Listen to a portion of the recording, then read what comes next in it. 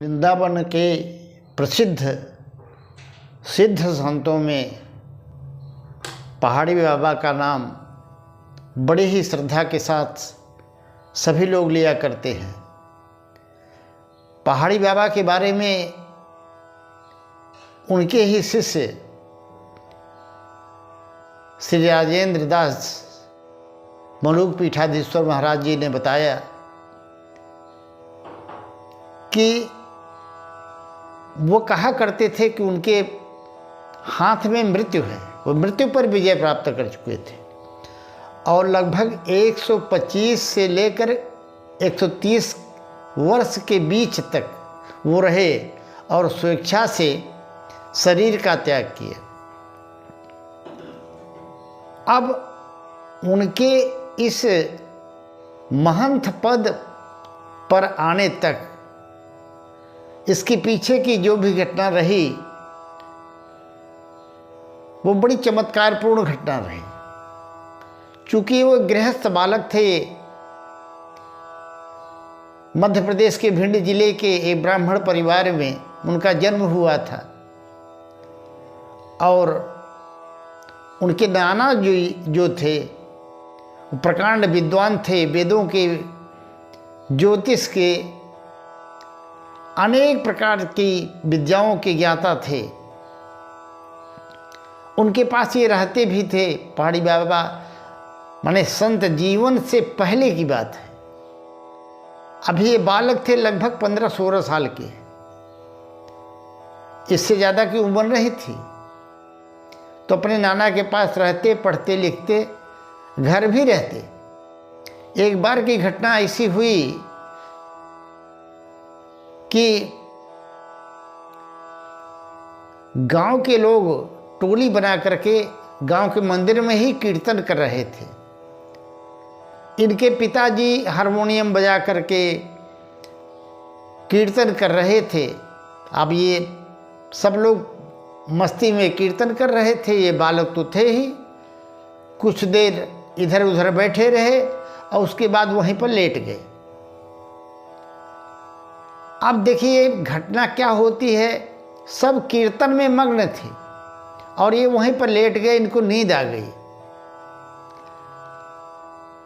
और जब नींद आ गई, पता नहीं कहाँ से एक बहुत बड़ा काला नाग भयंकर आकर के इनके पेट पर कुंडली मार करके बैठ गया और जब वो बैठ गया तो उसके ठंडक से इनकी नींद खुल गई।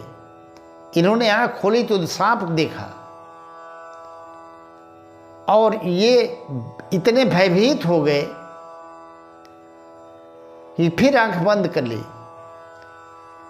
अब कीर्तन करने वालों का ध्यान जब उधर गया तो सब लोग भय के मारे कीर्तन करना बंद करके सब भाग गए। यहाँ तक कि इनके पिताजी जो हारमोनियम बजा के कीर्तन करवा रहे थे वो भी भाग गए। कोई रुका नहीं। बाहर से सब हल्ला जरूर कर रहे थे पर कोई वहाँ पर नहीं रुका। बाबा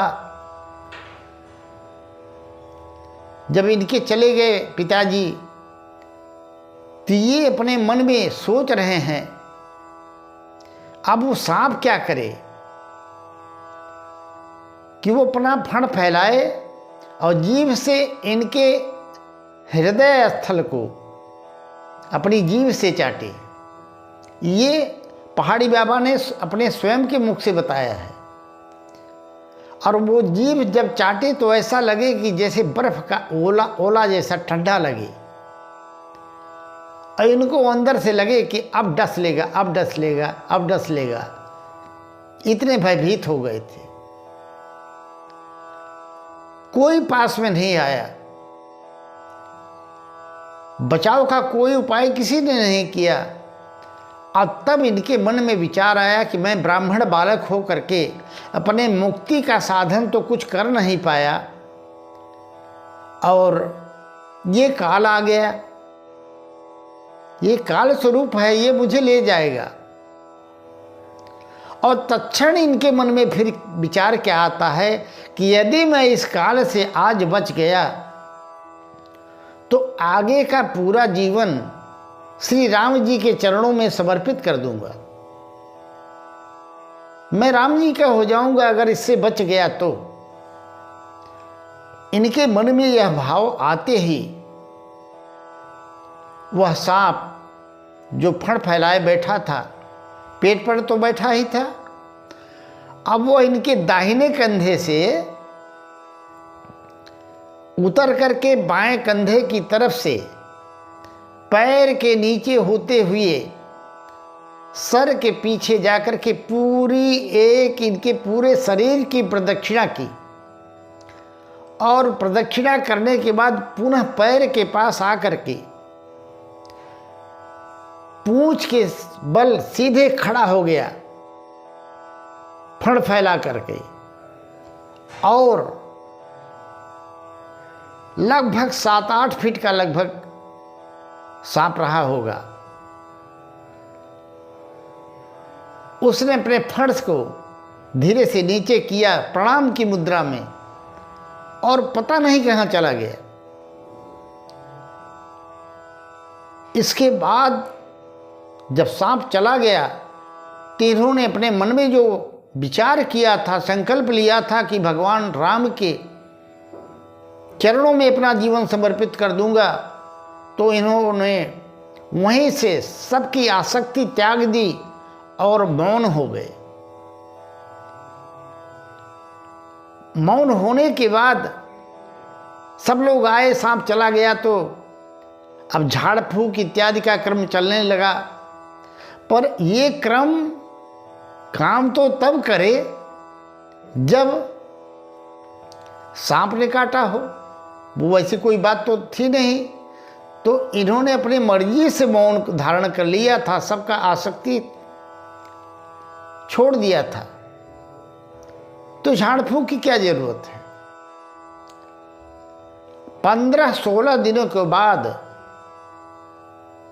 ये अपने घर से भाग निकले बिना किसी को कुछ बताए, जगन्नाथपुरी चले गए।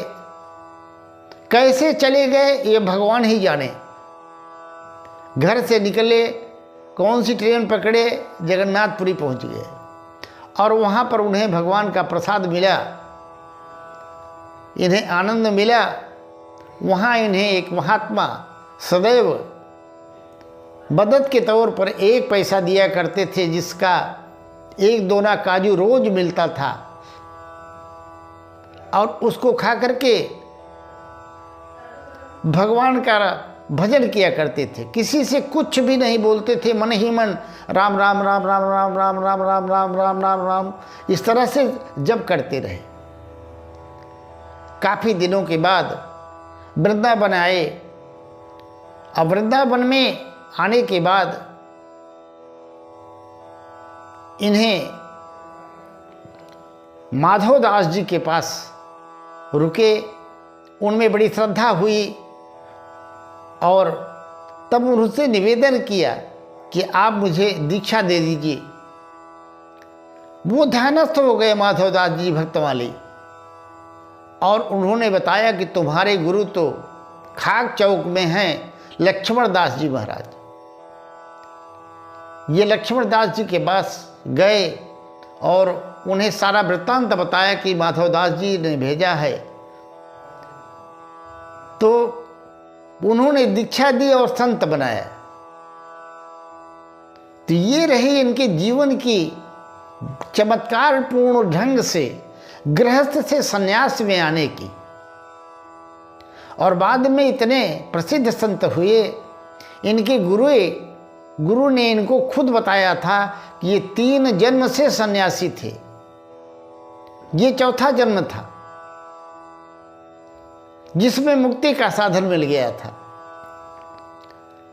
तो मित्रों, भगवान अपने भक्त को जो उनके शरण में चला जाता है या उनकी पूजा पाठ में लग जाता है, यदि पूर्ण नहीं होता और पुनः मानव जो जीवन पाता है, तो किस तरह से, किस घटना से, किस मोड़ पर ले आकर के उसको प्रेरित करके अपने में लगा लेते हैं।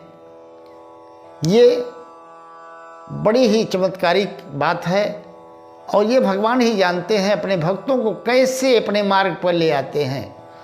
मित्रों, ये रही पहाड़ी बाबा की कथा। अगर आपको वीडियो अच्छा लगा हो तो कमेंट में जय श्री कृष्ण अवश्य लिख दीजिएगा।